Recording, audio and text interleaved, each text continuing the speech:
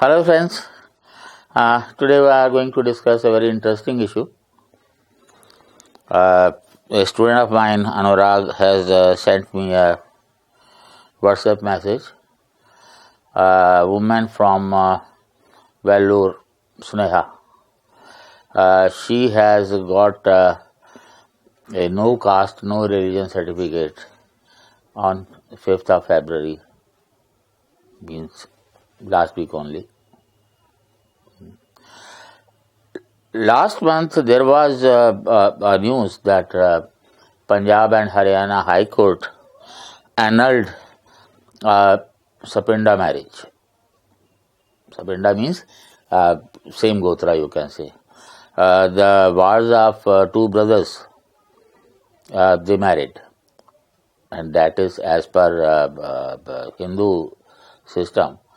It is not allowed. It is incest marriage within the Gotra.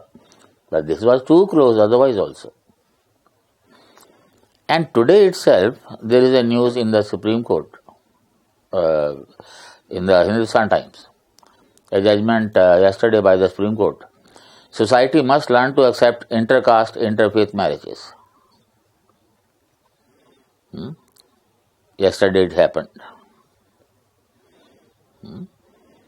The judges emphasized the need for specific guidelines and a training module for policemen to deal with such socially sensitive cases so that couples can get due protection available to them under the law should the parents lodge criminal cases against them. क्या मतलब है इसका? क्या हमारे policeman को वैसे भी do you think they know about law? Particularly in the north, Punjab, Haryana, Delhi. Then he says, educated young boys and girls are increasingly choosing their life partner on their own, which might be viewed as a deviation by the society and the parents.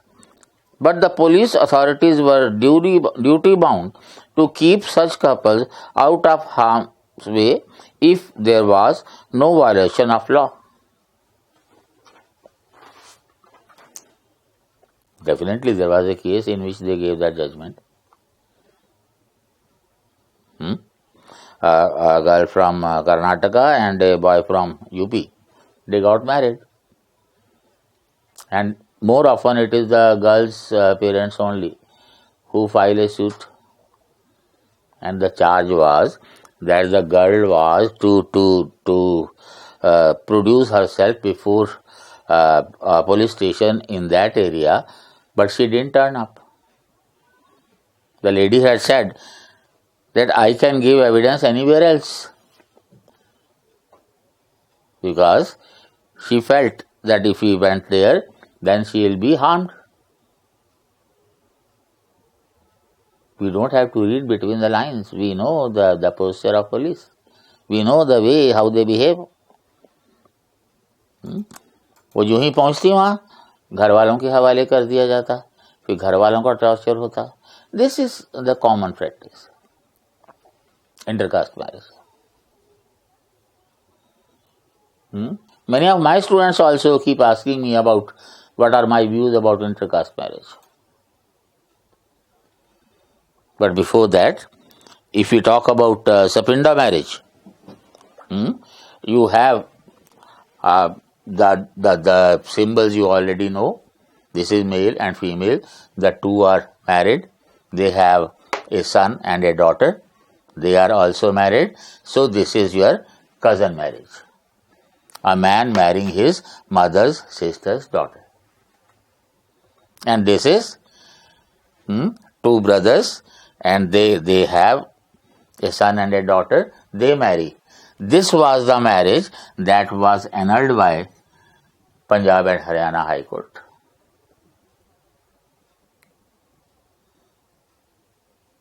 What about this marriage?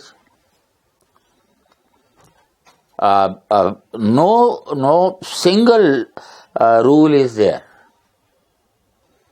Say, for example, amongst Brahmins, you cannot marry, like in my own family. 7 generations from the father's side, but it is whole of it because Gotra is the same, and 5 generations from the mother's side, you cannot. So no way out, no, not this way, cousin marriage. But the largest survey that has been conducted in the world, you can say, by Anthropological Survey of India, in the form of Peoples of India project, majority of the communities, you can say castes and tribes in India, they do practice cousin marriage. The caste can be having a primitive cultivation. The use of primitive tools for cultivation. They have, and they have the reasons. But firstly, let us talk about why not the Sapinda marriage. You can say it is extreme form of inbreeding. Historically, we do have evidences. Cleopatra, you heard about the Ptolemy queen of Egypt. Her parents were brother and sister, and their parents were brother and sister. Extreme form, we call it homogamy. Extreme consanguinous. And she is considered one of the most beautiful ladies in the world. And you say inbreeding is harmful? The argument given against marriage with close relations is that the children, they suffer from some diseases. So we must not. But here the issue is, you cannot marry your father's brother's daughter, and I told you in large number of communities you can marry your mother's brother's father's sister's daughter or mother's brother's daughter. Genetically they are as distant. So issue of genetics, it cannot be there because firstly this doesn't suit to the logic, and secondly genetics as a subject evolved in the first decade of 20th century. Mendelism was given earlier, but knowledge, it was revealed later on. Genetics, the term was coined in 1906 by Bateson. How would our ancestor know about it? We didn't have intra-Gotra marriage. The simple reason was that in that time, in ancient times, people were living in very small groups. And there was a need to integrate the society as a whole. And the best way was marry outside the group. In social sciences, we call it family cooperation theory. It was given by Levi-Strauss.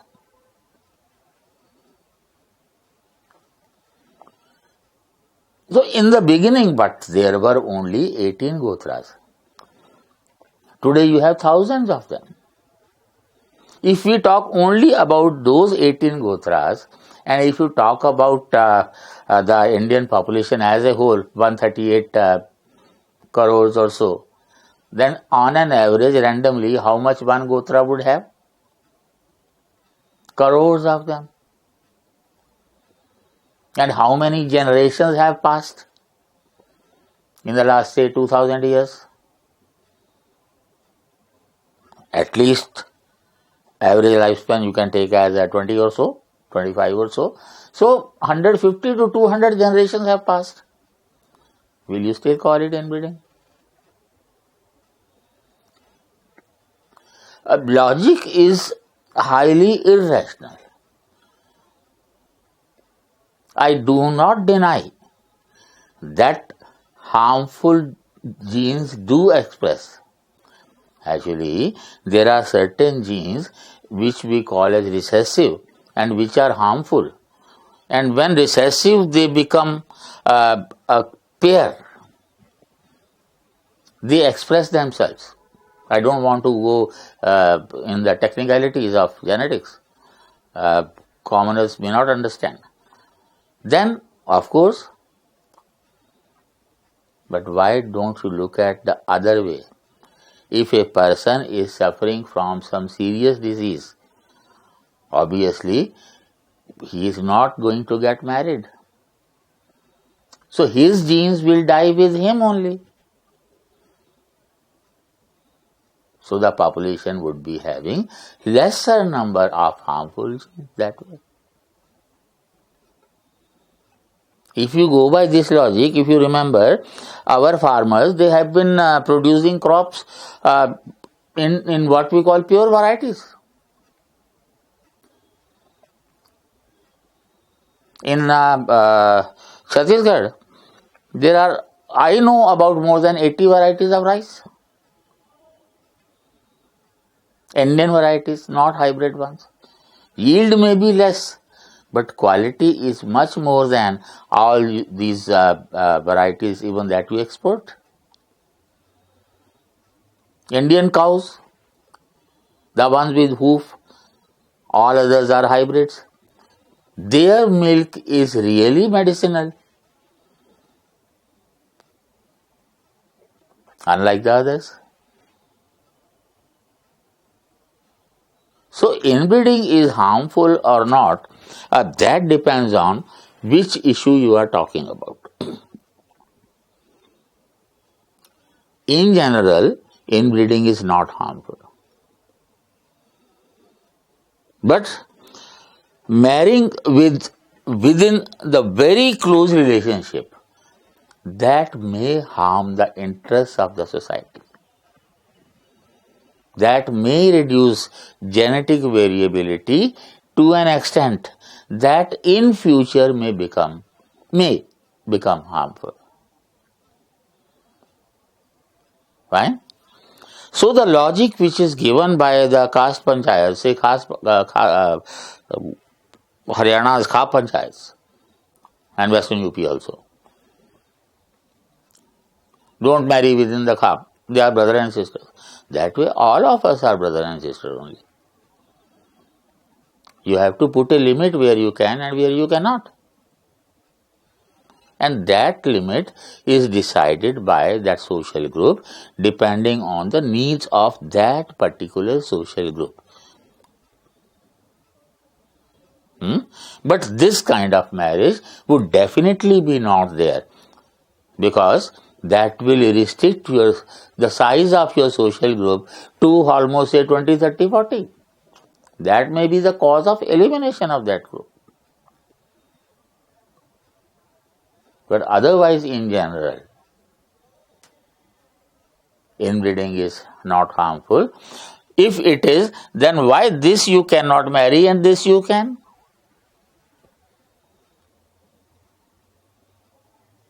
And not only that, in many communities in South India, you have uncle-niece marriage.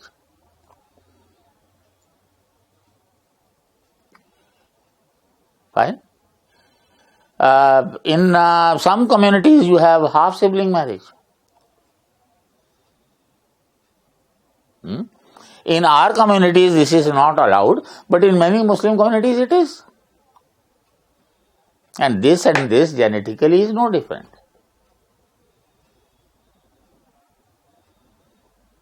So I don't think we should debate about this issue of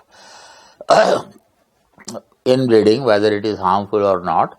It all depends on the rules of the community, and if anybody is breaking the rules of the community, obviously that is wrong. We are talking about this judgment of the Supreme Court.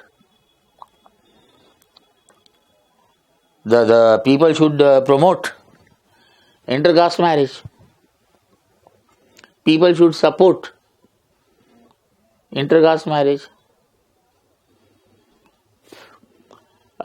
One thing which I am very sure about, I don't think Supreme Court should take an offense of it. Our judges and lawyers, they must have a course in social sciences before they are appointed there. Our constitution was made by lawyers. There was no social scientist. There was no labor. There was no farmer. There was no scientist. There was no literature.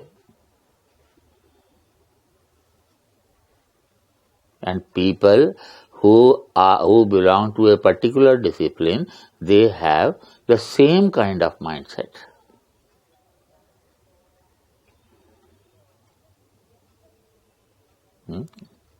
One thing is, when you say you are secular, it was debated in parliament, in constitutional debates, and Ambedkar rejected. We are secular already, there is no need to put in.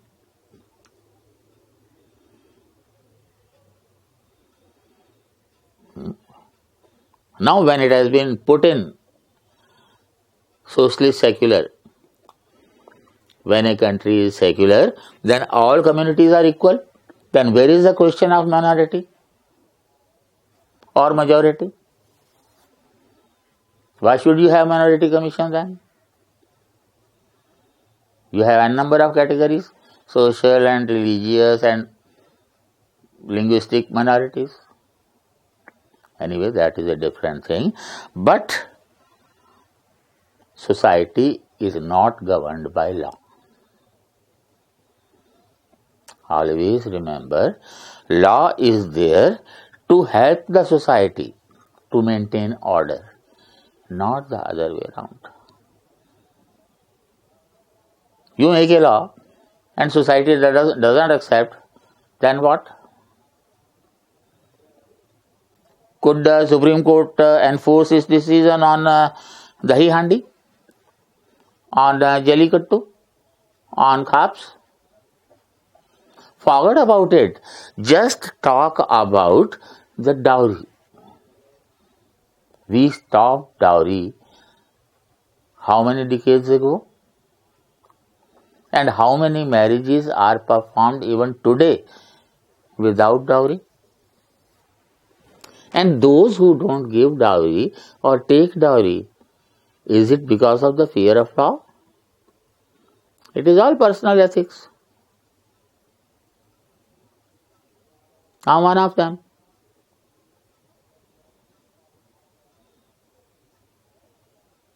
So, you must have understood my views about intercaste marriage. If not, then let me tell you that I am a Punjabi Brahmin and my wife is a Marwadi Baniya. Do I have to say more? Thank you.